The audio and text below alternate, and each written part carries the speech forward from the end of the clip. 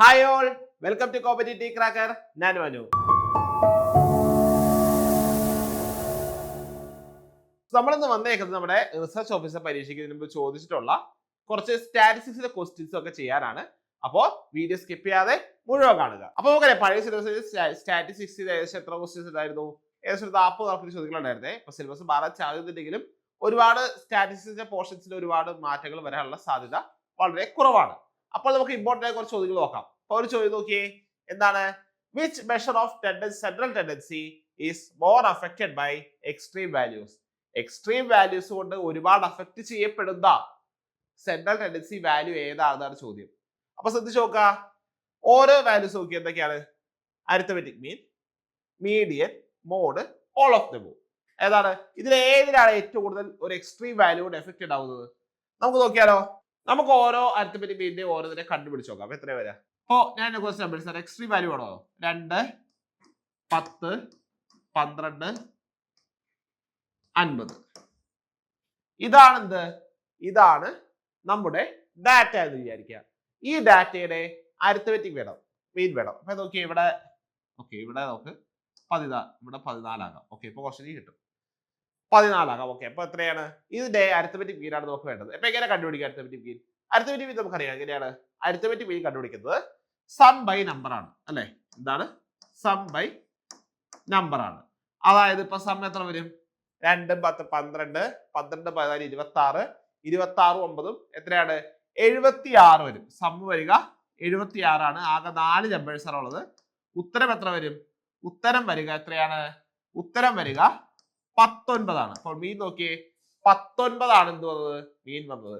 അപ്പൊ നോക്കുക, ഈ നമ്പറുകളുടെ മീൻ ഏകദേശം ഇത് രണ്ടിന്റെ ഇടയിലാണ് വരുന്നത്.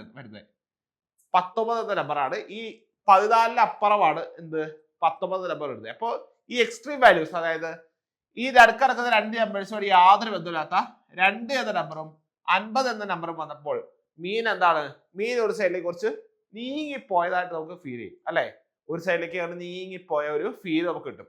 അപ്പോൾ ഇതാണ് എന്ത്? എക്സ്ട്രീം വാല്യൂസ് ഉണ്ടാവുന്ന നെഗറ്റീവ് എഫക്ട് എന്ന് പറയുന്നത്. അപ്പൊ നോക്കുക, ഏറ്റവും കൂടുതൽ എക്സ്ട്രീം വാല്യൂസ് വെച്ച് എഫക്ട് ഉണ്ടാവുന്നത് എന്തിനായിരിക്കും? ഇപ്പോ ഏറ്റവും കൂടുതൽ എക്സ്ട്രീം വാല്യൂസ് എഫക്ട് ഉണ്ടാവുക നമ്മുടെ അരിത്തമെറ്റിക് മീൻ ആയിരിക്കും. മീഡിയന്റെ ബോർഡിനും അത്ര എഫക്ട് ഉണ്ടാവില്ല. കാരണം മീഡിയൻ എന്ന് പറയുന്നത് എന്താണ്? നടുക്ക് കിടക്കുന്ന നമ്പറാണ്. നമ്മൾ പൊതുവെ ഒരു ഡാറ്റ എടുത്ത് അതിനെ ക്രോണോളജിക്കൽ ഓർഡറിൽ എഴുതിയാൽ, അത് അസെൻഡിങ് ഓർഡറിലോ ഡിസെൻഡിങ് ഓർഡറിലോ എഴുതിയാൽ നമ്മൾ നടുക്ക് കിടക്കുന്ന നമ്പർ ഏതാണോ അതാണ് പൊതുവെ എന്ത്? മീഡിയൻ വരിക. മോഡ് ആണെങ്കിലോ നമുക്കറിയാം എന്താണ്? മോഡ് എന്ന് പറയുന്നത് ഏറ്റവും കൂടുതൽ തവണ റിപ്പീറ്റ് ചെയ്യുന്ന നമ്പറാണ്. എന്താണ്? ഇപ്പോ ഒരു നമ്പർ 5 തവണ റിപ്പീറ്റ് ചെയ്യുന്നുണ്ട്, ബാക്കി എല്ലാ നമ്പറുകളും ഓരോ തവണയും ആണ് വരുന്നത് വിചാരിച്ചു. അങ്ങനെയാണെങ്കിൽ എന്താണ്? ഈ 5 തവണ റിപ്പീറ്റ് ചെയ്ത നമ്പർ ആയിരിക്കും എന്ത്? മോഡ് വരിക. അപ്പോൾ ഇവിടെ ആൻസർ വരിക ഓപ്ഷൻ എ ആണ്, അരിത്തമെറ്റിക് മീൻ ആണ്. അപ്പൊ നമുക്ക് അടുത്തൊരു ചോദ്യം നോക്കാലോ. അടുത്തൊരു ചോദ്യം നോക്കിയേ, എന്താണ്? For a positive skewed distribution the relation between mean, median, mode is. എന്താണ്? ഒരു പോസിറ്റീവ്ലി സ്ക്യൂഡ് ഡിസ്ട്രിബ്യൂഷൻ. നമുക്കറിയാം സ്ക്യൂരസ് വളരെ ഇമ്പോർട്ടന്റ് ആയ ടോപ്പിക് ആണ്. അപ്പോൾ ഈ സ്ക്യൂരസ് നമുക്ക് 2 ടൈപ്പ് ഉണ്ട്. എന്താണ്? 3 ടൈപ്പ് ഉണ്ട്. ഒന്ന് സിമെട്രിക്, അതായത് നോ സ്ക്യൂരസ്, സ്ക്യൂരസ് ഒന്നും ഇല്ലാത്ത ഒരു ഡിസ്ട്രിബ്യൂഷൻ ഉണ്ടാവും. പോസിറ്റീവ്ലി സ്ക്യൂരസ് ഉണ്ടാവും, നെഗറ്റീവ്ലി സ്ക്യൂഡ് ഉണ്ടാവും. അപ്പോൾ പോസിറ്റീവ്ലി സ്ക്യൂഡ് ആയ ഡിസ്ട്രിബ്യൂഷന്റെ മീൻ, മീഡിയൻ, മോഡ് തമ്മിലുള്ള ബന്ധം എന്താണെന്നാണ് ചോദിച്ചത്. എന്താണ്? മീൻ, മീഡിയൻ, മോഡ് എന്ന് പറയുമ്പോൾ എപ്പോഴും ആലോചിക്കുക, മീഡിയൻ നടുക്കേ വരുള്ളൂ എന്നൊരു കാര്യം ഓർത്തിരിക്കുക. അത് പോസിറ്റീവ്ലി സ്ക്യൂഡ് ആണെങ്കിലും നെഗറ്റീവ്ലി സ്ക്യൂഡ് ആണെങ്കിലും. അപ്പോൾ നമ്മൾ ഇവിടെ തന്നേക്കുന്നതിൽ മീഡിയൻ നടുക്ക് വരുന്ന ഓപ്ഷൻ ഏതാ? ഓപ്ഷൻ സി ആണ്. അതായത് ഒരു പോസിറ്റീവ്ലി സ്ക്യൂഡ് ഡിസ്ട്രിബ്യൂഷൻ എങ്ങനെ ഇരിക്കുന്നത് വെച്ചാൽ ഇതാണ് ഡാറ്റ ആയിരിക്കുന്നത്, ഇങ്ങനെ ആയിരിക്കും ഇരിക്കുന്നത് positively squid. Okay, positively squid എന്ന് പറയുമ്പോൾ ഇങ്ങനെ ആയിരിക്കും ഇരിക്കുന്നത്. അതായത് ഇടത്ത സെല്ലിൽ കുറച്ച് തള്ളിയിരിക്കും. അപ്പോൾ എപ്പോഴും കാര്യം ഓർക്കുക, എന്താണ്? ഏറ്റവും പീക്കായി പോയിന്റ് ആയിരിക്കും എന്ത്? മോഡ് എന്ന് പറയുന്നത്. പിന്നെ മീഡിയൻ എന്ന് പറയുമ്പോൾ എന്താണ്? കറക്റ്റ് നടുക്ക് വരുന്ന വാല്യൂ ആയിരിക്കും എന്ത്? മീഡിയൻ. പിന്നെ കുറച്ചുകൂടി അപ്പുറത്തായിരിക്കും എന്ത് വരിക? മീൻ വരിക. അപ്പോൾ എന്ത് മനസ്സിലാക്കാം? ഇവിടെ mode is less than median which is less than mean എന്ന് പറയാം. അതായത് mode less than median less than mean എന്ന് പറയാം. സോ ഏതാ ആൻസർ വരിക? ഇത് നേരെ തിരിച്ചിട്ടല്ലേ ഇത് നേരെ തിരിച്ചിട്ടല്ലേ ഇവിടെ എന്താണ് Mean is greater than median, which is greater than mode. So answer is option C. C ആണെന്ന് വരിക നമ്മുടെ ആൻസർ വരിക. അപ്പോൾ നോക്കിയേ, ഈ ഏറ്റവും പീക്ക് പോയിന്റ് ആയിരിക്കും എപ്പോഴും മോഡ് വരിക. ആ ഒരു കാര്യം ഓർത്തിരുന്നാൽ നമുക്ക് ഈസി ആയിട്ട് ഇതിന്റെ ആൻസർ എഴുതാൻ പറ്റും. അപ്പൊ ആൻസർ വരിക ഏതാണ്?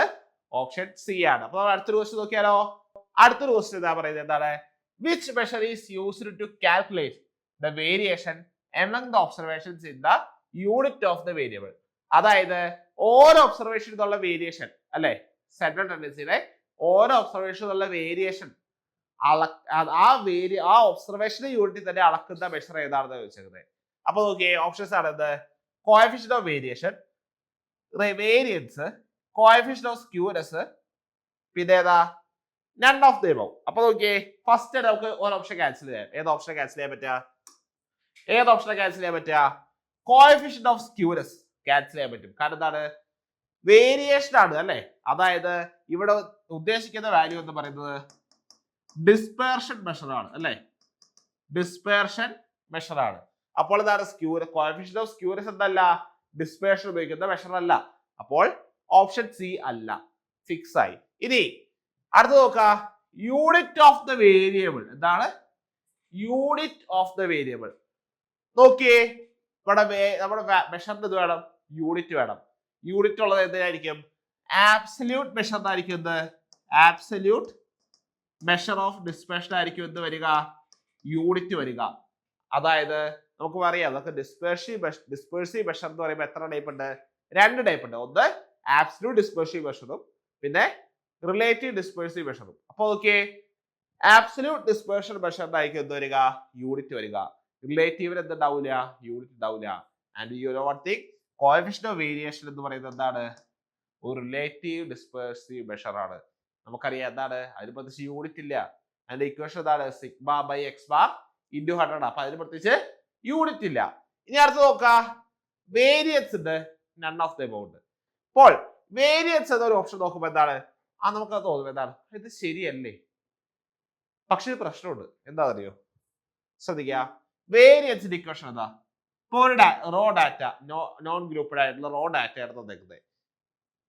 വേരിയൻസിന്റെ equation sigma x i minus x bar whole square divide by n ആണ്. അതായത് ഓരോ ഒബ്സർവേഷനുള്ള വേരിയേഷന്റെ സം അല്ല എടുത്തേക്കുന്നത് അവിടെ, അല്ലല്ലോ. ഓരോ ഒബ്സർവേഷനുള്ള വേരിയേഷന്റെ സമ്മിന്റെ സ്ക്വയർ എടുത്തിട്ടുണ്ട് അല്ലെ. അപ്പൊ എന്താണ്? യൂണിറ്റിലും വ്യത്യാസം വരും. ഈ അതേ വേരിയബിളിൽ അതേ യൂണിറ്റ് വരില്ല വേരിയൻസിന്. അപ്പൊ അതായത് നോക്കിയേ, ഇപ്പോൾ ഇവിടെ ഹൈറ്റ് ആണ് ഉദ്ദേശിക്കുന്നതെങ്കിൽ എന്താണ്? കുട്ടികളുടെ ഹൈറ്റ് ആണ് സെന്റിമീറ്ററിലാണ് അളക്കുന്നതെങ്കിൽ വേരിയൻസിന്റെ യൂണിറ്റ് എന്ന് പറയുന്നത് സെന്റിമീറ്റർ സ്ക്വയർ ആയിരിക്കും. വേരിയൻസിന്റെ യൂണിറ്റ് സെന്റിമീറ്റർ സ്ക്വയർ ആയിരിക്കും. ഇതിന്റെ റൂട്ട് എടുത്ത് ഇപ്പോൾ ഫോർ എക്സാമ്പിൾ പറയുകയാണെങ്കിൽ വേരിയൻസിന് വരെ ഇവിടെ എന്താണ്? സ്റ്റാൻഡേർഡ് ഡീവിയേഷൻ ആണ് കൊടുത്തിരുന്നെങ്കിൽ എന്താണ്? ശരിയാണ്, തെറ്റൊന്നുമില്ല. പക്ഷെ എന്താണ് ഇവിടെ കൊടുത്തേക്കുന്നത്? എന്താണ്? വേരിയൻസ് ആണ്. സോ ഇവിടെ യൂണിറ്റ് ഓഫ് ദ വേരിയബിൾ അല്ല വരുന്നത്, unit of the square of the variable ആയിരിക്കും നമുക്ക് വരിക. അപ്പൊ എന്താണ്? വേരിയൻസും തെറ്റുത്തരമാണ്. അപ്പോൾ 3 ഓപ്ഷൻ തെറ്റാണെങ്കിൽ ബാക്കി ഏത് ഓപ്ഷൻ ബാക്കിയുള്ള നമുക്ക് ഏതാണുള്ളത്? നൺ ഓഫ് ദി എബവ് എന്ന ഓപ്ഷൻ ഉള്ളത്. ഒരുപാട് പേര് കൺഫ്യൂഷൻ വരാൻ ചാൻസ് ഉള്ളൊരു ക്വസ്റ്റ്യൻ ആണ്. ക്വസ്റ്റ്യൻ ശ്രദ്ധിച്ച് നോക്കി പഠിക്കുക. സോ ആൻസർ ഈസ് ഏതാണ്? Option D, none of the above. അപ്പോൾ none of the above option വരുമ്പോൾ അതോ വരില്ല എന്ന് നമ്മൾ ഒരിക്കലും വിചാരിക്കരുത്. എല്ലാ പോസിബിലിറ്റീസും കൃത്യമായി ക്വസ്റ്റ്യൻ വായിച്ചു നോക്കിയ ശേഷം മാത്രം ഉത്തരം കൃത്യമായി എഴുതുക. അപ്പൊ നമ്മൾ അടുത്തൊരു ക്വസ്റ്റ്യൻ നോക്കി. അടുത്തൊരു ക്വസ്റ്റ്യൻ എന്താ പറയുന്നത്? ഈച്ച് ഓഫ് 2 സ്റ്റുഡൻസ്, 2 സ്റ്റുഡൻസ് ഉള്ളു. ഓക്കെ, 2 സ്റ്റുഡൻസ് ഉള്ളത്. ഈ 2 സ്റ്റുഡൻസിന് എന്താണ്? 3 കോയിൻസ് വെച്ച് കൊടുത്തിട്ടുണ്ട്. എന്താണ്? 3 അൺബയാസ്ഡ് കോയിൻസ് വെച്ച് കൊടുത്തിട്ടുണ്ട്. 3 അൺബയാസ്ഡ് കോയിൻസ് വെച്ച് കൊടുത്തിട്ടുണ്ട്. What is the probability that they obtain the same number of heads? 2 കുട്ടികൾക്ക് 3 കോയിൻ വെച്ച് കൊടുത്തിട്ട് അവരെന്ത് പറയാം? ടോസ് ചെയ്യും പിള്ളേരെ. ടോസ് ചെയ്തു. ടോസ് ചെയ്തപ്പോൾ 2 പേർക്ക് കിട്ടുന്ന ഹെഡുകളുടെ എണ്ണം സെയിം ആകാനുള്ള പ്രോബബിലിറ്റി എന്താണ് എന്നാണ് ചോദ്യം. അപ്പൊ നോക്കിയേ, 2 കുട്ടികളുള്ള എ ഉണ്ട്, ബി ഉണ്ട്. എ എന്നൊരു കുട്ടിയുണ്ട്, ബി എന്നൊരു കുട്ടിയുണ്ട്. അപ്പോ എന്തൊക്കെ പോസിബിലിറ്റീസ് ഉള്ളേ? ഒന്നെങ്കിൽ 2 പേർക്കും ഒരു ഹെഡ് പോലും കിട്ടാതിരിക്കാം, അല്ലെങ്കിൽ 2 പേർക്കും ഓരോ ഹെഡ് കിട്ടാം, 2 പേർക്കും 2 ഹെഡ് കിട്ടും, 2 പേർക്ക് 3 ഹെഡ് കിട്ടാം. ഇങ്ങനെ മൊത്തം 4 പോസിബിലിറ്റീസ് ഉണ്ട്. അപ്പോൾ ഇതിൽ ഓരോ ഇടത്തും എത്രയൊക്കെ പ്രോബബിലിറ്റി വരാൻ സാധ്യതയുണ്ട് എന്ന് നമുക്ക് നോക്കാം. അപ്പൊ എന്താണ് ഫസ്റ്റ് എ എന്ന കുട്ടി ബി എന്ന കുട്ടി രണ്ടുപേർക്കും ഒരു ഹെഡ് പോലും കിട്ടിയില്ല. നമുക്കറിയാം എന്താണ് 3 കോയിൻ ടോസുകളിൽ ഉണ്ടാകുന്ന ആകെ ചാൻസുകൾ എത്ര 8 എണ്ണം ഉണ്ടാവും. ആ 8 എണ്ണത്തിൽ നമുക്കറിയാം എന്താണ് ഒരൊറ്റ സമയത്ത് മാത്രമാണത് ഒരു ഹെഡ് വരാതിരിക്കുക. ഏതാണ് 2 ടോസ് ടെയിൽ ആവുമ്പോൾ അല്ലെ, അത് 3 തവണ ടോസ് ചെയ്യുമ്പോഴും ടെയിൽ വരുമ്പോ അല്ലെ, 3 തവണ ടോസ് ചെയ്യുമ്പോഴും ടെയിൽ വരുമ്പോൾ മാത്രമാണ് എന്ത് ഹെഡ് വരാതിരിക്കുള്ളൂ. അപ്പോൾ എയുടെ പോസിബിലിറ്റി എത്രയാണ് 1/8 ആണ്, ബിയുടെ പോസിബിലിറ്റിയും 1/8 ആണ്. ഇനി അടുത്തൊരു ചാൻസ് എന്താണ് രണ്ടിടത്തും 2 പിള്ളേർക്കും 2 ഹെഡ് വെച്ച് കിട്ടുക. 2 പിള്ളേർക്കും ഓരോ ഹെഡ് വെച്ച് കിട്ടുക. 2 പിള്ളേർക്കും ഓരോ ഹെഡ് വെച്ച് കിട്ടുക. അതായത് എത്ര കിട്ടുക HHT അല്ലെ HTT THT TTH അങ്ങനെ 3 പോസിബിലിറ്റീസ് ആണുള്ളത്. ഇത് ഓരോ ഹെഡ് കിട്ടാനുള്ളത്. അപ്പോൾ 2 കുട്ടികൾക്ക് എത്രയുണ്ടാവും 3/8 എന്ന പോസിബിലിറ്റീസ് ഉണ്ടാവും. ഇനി 2 ഹെഡ് വെച്ച് വരാനാണെങ്കിലോ HHT HTH THH അങ്ങനെ വീണ്ടും എത്ര പോസിബിലിറ്റീസ് ഉണ്ട് 3 പോസിബിലിറ്റീസ് ഉണ്ട്. വീണ്ടും 3/8. ഇനി വീഴുന്ന എല്ലാ ഹെഡ് ആണെങ്കിൽ എന്താ പോസിബിലിറ്റീസ് ഉള്ളത് 3 ഹെഡ് വരണം അല്ലെ. അപ്പൊ എന്താണ് HHH എന്നൊരൊറ്റ പോസിബിലിറ്റി ഉള്ളൂ. അപ്പൊ എന്താ വരിക 1/8 ആണ് വരിക എന്ത് ടോട്ടൽ പ്രോബബിലിറ്റി. ഇനി നമുക്ക് വേണ്ടത് എന്താണ് ഇങ്ങനെയൊക്കെ സംഭവിക്കാനുള്ള സാധ്യത എന്നാണ് നോക്കുന്നത്. അപ്പൊ എന്താണ് വേണ്ടത് നോക്കിയേ, പ്രോബബിലിറ്റി എന്ന് പറയുമ്പോൾ എത്ര വരും, ഒന്നെങ്കിൽ എക്കും ബിക്കും എന്ത് വരാം എക്കും ബിക്കും ഒരു ഹെഡ് വരാതിരിക്കാം, എക്കും ബിക്കും ഒരു ഹെഡ് വരാതിരിക്കാം, അല്ലെങ്കിൽ എക്കും ബിക്കും ഓരോ ഹെഡ് വെച്ച് വരിക, അല്ലെങ്കിൽ എക്കും ബിക്കും ഈ 2 ഹെഡ് വെച്ച് വരിക, അതും അല്ലെങ്കിൽ എക്കും ബിക്കും 3 ഹെഡ് വെച്ച് വരിക. ഇത്രയുമാണ് എന്ത് വരിക നമ്മുടെ പോസിബിലിറ്റീസ് വരിക. അപ്പൊ നമുക്ക് ചെയ്ത് നോക്കിയാലോ. എന്താ വരിക ഇവിടെ 1/64 പ്ലസ് 9/64 പ്ലസ് 9/64 പ്ലസ് 1/64 മൊത്തം എത്ര വരും, മൊത്തം വരിക 20/64 എന്ന് വരും. വെട്ടി കളയുമ്പോൾ 5/16 എന്ന് വരും. എത്രയാണ് 5/16 എന്ന് ഉത്തരം കിട്ടും. അപ്പൊ ഏതാ ഓപ്ഷൻ വരിക ഓപ്ഷൻ സി ആണ്.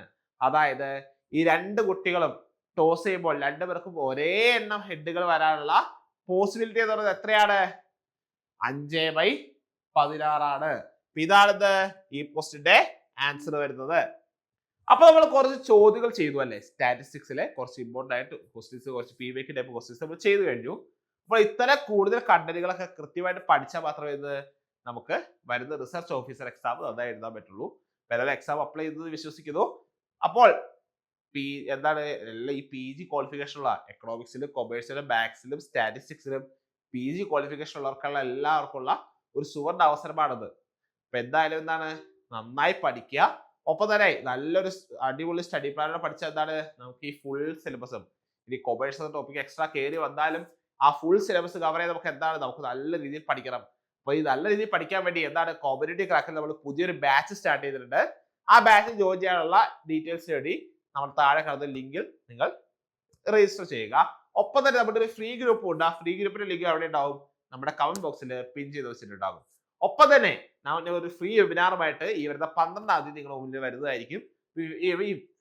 അപ്പോൾ ഈ വെബിനാറിൽ പങ്കെടുക്കുവാനായി നമ്മളെ താഴെ എൻ്റെ ഒരു രജിസ്ട്രേഷൻ ലിങ്ക് കൊടുത്തിട്ടുണ്ട്. ആ ലിങ്കിൽ നിങ്ങൾ എന്ത് ചെയ്യുക രജിസ്റ്റർ ചെയ്യുക. അപ്പൊ ഇതുപോലത്തെ കൂടുതൽ ഇൻട്രസ്റ്റിംഗ് വീഡിയോസ് ആയിട്ട് ഞാൻ വീണ്ടും വരുന്നതായിരിക്കും. ഞാൻ പറഞ്ഞത് എന്താണ് നമ്മുടെ ചാനൽ സബ്സ്ക്രൈബ് ചെയ്യുക. അടുത്തൊരു വീഡിയോ കാണുന്നവരെയും താങ്ക് യു.